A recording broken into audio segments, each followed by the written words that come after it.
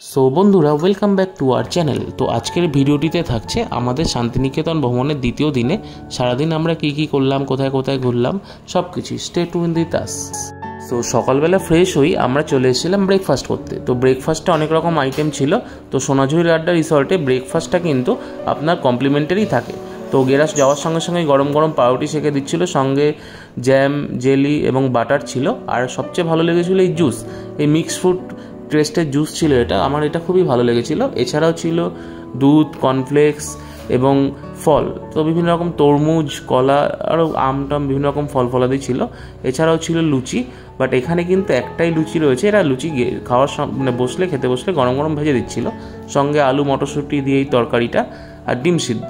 এছাড়াও অমলেট ও ডিমের পোচও অ্যাভেলেবেল ছিল। তো সকাল সকাল হেভি ব্রেকফাস্ট করে আমরা বেরিয়ে পড়লাম আমাদের ফার্স্ট ডেস্টিনেশনের উদ্দেশ্যে। তো প্রথমেই আমরা যাব রবীন্দ্রনাথ ঠাকুরের মিউজিয়াম। রবীন্দ্রনাথ ঠাকুরের মিউজিয়াম, রবীন্দ্রনাথ ঠাকুরের বসত বাড়ি, তো সেগুলোই দেখব। বোলপুর শহরের ভিতর দিয়ে আমরা চলেছি আমাদের গন্তব্যের উদ্দেশ্যে। তো প্রথমেই আমরা এসে পৌঁছালাম রবীন্দ্রনাথের মিউজিয়াম এবং রবীন্দ্রনাথের বসত বাড়ি বা উদয়ন নামে যেটি বিখ্যাত সেটি দেখতে। তো এইখানে টিকিটের মূল্য দর্শক প্রতি 70 টাকা ও ছাত্ররা যদি আসে ছাত্র প্রতি 10 টাকা করে টিকিট। এবং আরেকটি ভালো ইনফরমেশান যেটা, তো এই মিউজিয়ামটা কিন্তু বুধবার এবং বৃহস্পতিবার এবং অন্যান্য ছুটির দিন বন্ধ থাকে।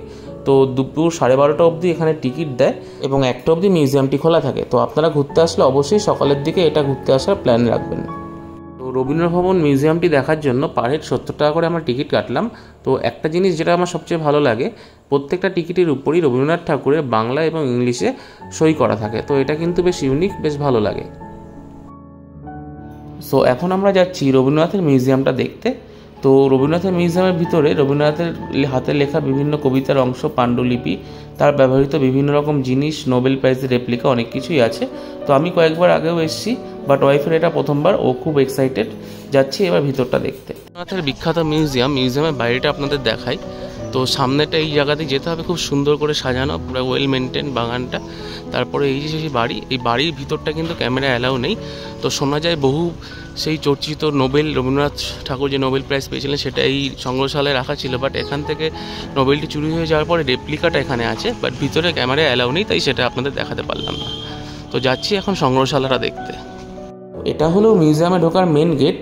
তো খালি পায়ে আপনাদের এখানে প্রবেশ করতে হবে, বাদিকে জুতো রেখে আপনারা ভিতরটা দেখে আসতে পারেন, খুবই সুন্দর। রবীন্দ্রনাথের মিউজিয়াম দেখে এবার আসলাম রবীন্দ্রনাথের বাড়ি দেখতে। রবীন্দ্রনাথ এই বাড়িতে শেষ জীবনে বসবাস করতেন। তো এই যে এদিকটা আপনার মিউজিয়াম, এই যে দেখতে পাচ্ছেন বাদিকে, এই খড়ের শেড দেওয়া ঘরটার পিছনেই এই বাদিকে মিউজিয়াম, এই এদিকটা মিউজিয়াম। তো মিউজিয়াম থেকে হেঁটেই বাদিকেই বসত বাড়িটা পড়বে।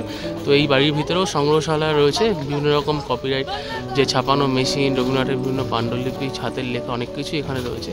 এবং এই বিল্ডিংটার চারিদিকটা খুব সুন্দর করে সাজানো, বেশ ওয়েল মেনটেন্ড একটা বাগান। এই চারিদিকে দেখুন সুন্দর একটা মূর্তি কারুকাজ করা রয়েছে। তারপরে বিভিন্ন গাছগাছালির সারি এবং ওয়েল মেনটেন্ড একটা বাগান রয়েছে। তো 360 ভিউটাই আপনাদের দেখাচ্ছি। তো ওই বিল্ডিংয়ের সামনে আসলে, মানে মেন কথা বোলপুরে আসলে মনটা এমনিই ভালো হয়ে যায়। বিশেষ করে রবীন্দ্রনাথ স্মৃতি বিজড়িত এই বাড়ি, এই সংগ্রহশালাগুলো দেখতে ভালোই লাগে। তো খুবই ভালো লাগছে। তো সেই বিখ্যাত উদয়ন ভবন। এবার দেখাই রবীন্দ্রনাথ ব্যবহৃত তার বিভিন্ন জিনিসপত্র। এখন আপনাদের দেখাই রবীন্দ্রনাথ ঠাকুরের ব্যবহৃত গাড়ি।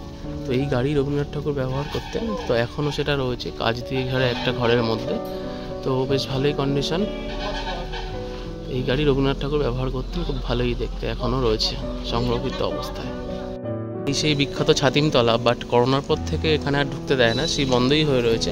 তো রবীন্দ্রনাথ মিউজিয়ামটাই জাস্ট আমরা দেখতে পারলাম। রবীন্দ্রনাথের ভিতরে যে গৃহটা, সেই বাসভবনের ভিতরেও এখন আর ঢুকতে দেয় না, দেখতে পেলাম না, শুধু ভিতরটাই দেখলাম। তো বেশ সুন্দর পরিবেশ, চারিদিকে খুব রোদ্দুর ছিল, বাট এখানে গাছের তলায় বেশ ছাওয়া, বেশ ভালোই লাগছে, মনটা ভালো লাগছে বেশ।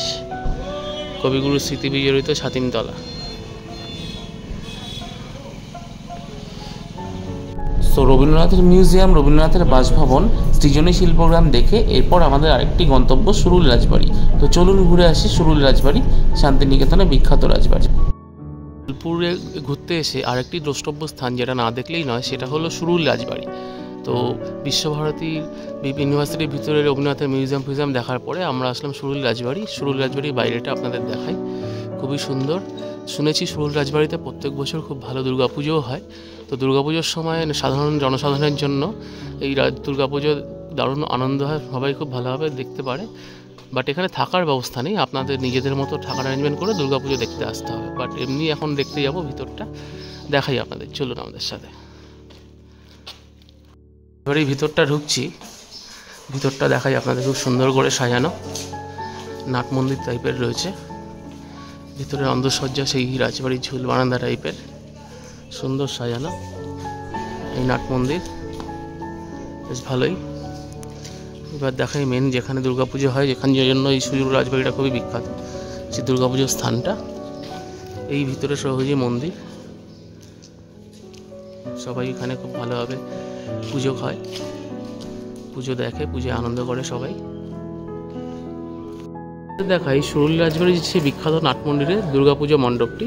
তো এই মন্দিরের এই ভিতরটাই দুর্গাপুজো হয়। এখন বিগ্রহ নেই, পুজোর সময় খুব জাঁকজমকপূর্ণভাবে এখানে দুর্গাপুজো হয়। তো দারুণ সেই রাজবাড়ির পুরনো ছোঁয়া, কারুকার্য দারুণ লাগছে। নাট মন্দিরটি দেখতে খুবই সুন্দর, অসাধারণ সুন্দর। সুরুল রাজবাড়ি দেখে প্রায় দুপুর হয়ে গেছিলো, তো আমরা এরপর চলে আসলাম লাঞ্চ করতে। তো এখানে যেরকম ট্র্যাডিশনাল শান্তিনিকেতনে কোনো একটা থালি আপনাদের নিতে হবে, তার সঙ্গে চিকেন বা মটন বা যে আইটেম আপনি নেন। তো আমরা নর্মাল থালির সঙ্গে এর সঙ্গে একটা চিকেনের আইটেম নিয়েছিলাম। তো রান্নাবান্নার কোয়ালিটি খুবই ভালো ছিল, অ্যাজ ইউজুয়াল কাঁসার থালা বাটি গ্লাসে এরা পরিবেশন করেছিল, খুবই ভালো ছিল লাঞ্চটা দুপুরে। তো দুপুরে লাঞ্চ করার পর একটু রেস্ট নিয়ে আমরা বেরিয়ে পড়লাম আমাদের নেক্সট ডেস্টিনেশন সোনাঝুরির হাটের উদ্দেশ্যে। তো যেহেতু দুপুরের দিকটা বেশ গরম ছিল, তাই দুপুরে খাওয়া দাওয়ার পর বিকাল নাগাদই আমরা রওনা দিলাম সোনাঝুরির হাটের উদ্দেশ্যে। তো টিভিতে অনেকবার দেখেছি সোনাঝুরির হাটে, বিভিন্ন রকম সিনেমায় দেখেছি সোনাঝুরির হাট, তো আজকে চাক্ষুষ করব, তো খুবই এক্সাইটেড। তো যাচ্ছি এখন সোনাঝুরির হাটে দিদিকে। তো চলুন আমাদের সাথে সোনাঝুরির হাটটা আপনাদের ঘুরিয়ে দেখাই। তো রিসর্ট থেকে 4 মিনিট ড্রাইভ করার পর আমরা পৌঁছে গেলাম আমাদের ডেস্টিনেশন সোনাঝুরির হাটে। তো বিকাল পরন্ত বিকালে হাটটা বেশ ভালোই ছিল, চলুন ঘুরে আসি। তো সোনাঝুরি হাটটা একটু ঘুরে নিয়ে আমরা এবার চলে আসলাম শপিং করতে। যেহেতু ঘুরতে আসা, তাই মোমেন্টো হিসাবে কিছু স্মৃতি আর কি পরিবারের সদস্যদের জন্য নেওয়া, তো সেগুলোই কেনাকাটি চলছিল। তো হাট থেকে কিছু কেনাকাটির পরে আমরা চলে আসলাম মাদলের তালে তালে আদিবাসী নৃত্য দেখতে। তো গুলুর তো বেশ ভালোই লাগছিল, জীবনে প্রথমবার এই নাচ দেখছে, তো বেশ অবাক চোখেই ও দেখছিল এবং আমরাও খুব ভালো এনজয় করছিলাম। তো গুলুকে এই যে আমি একটু চেষ্টা করছিলাম ওই মাদলের তালে তালে ড্যান্স করানোর, বাট ও অবাক চোখে দেখেই যাচ্ছিল, একদম অবাক চোখে দেখছে আর কি, খুব ভালোই এনজয় করছিলাম। তো সোনাঝুরি হাটে বেশ কিছুক্ষণ সময় কাটানোর পরে সন্ধ্যার মুহূর্তেই আমরা আবার ফেরত যাচ্ছি আমাদের হোটেলের উদ্দেশ্যে। যেহেতু আমাদের সঙ্গে বাচ্চা রয়েছে, তাই সন্ধ্যার আগেই আমরা আমাদের রিসর্টে ফেরত গিয়েছিলাম। তো খুবই ভালো কেটেছিল সারা দিনটা। তো ওই হোটেলে গিয়ে এবার একটু ফ্রেশ হব এবং রেস্ট নেওয়ার পালা। তো হোটেলে পৌঁছালাম জাস্ট। তো হোটেলে পৌঁছেই যে গাড়িগুলো করে আমাদের রুমে দিয়ে আসতো, তো সেই ড্রাইভার ভাইকে বললাম, ভাই তুমি পাশে বসো, আমি একটু চালাই। তো গল্ফ কোর্সে যে গাড়িগুলো চলে সেই গাড়িগুলোই এখানে রুম সার্ভিসের জন্য ছিল। তো ড্রাইভার ভাইকে পাশে বসিয়েই নিজেই চালাতে শুরু করলাম, যাচ্ছি রুমের দিকে। তো সারাদিনটা ভালোই কাটলো, আর এই গাড়ি চালানোটা একটা উপরি পাওনা।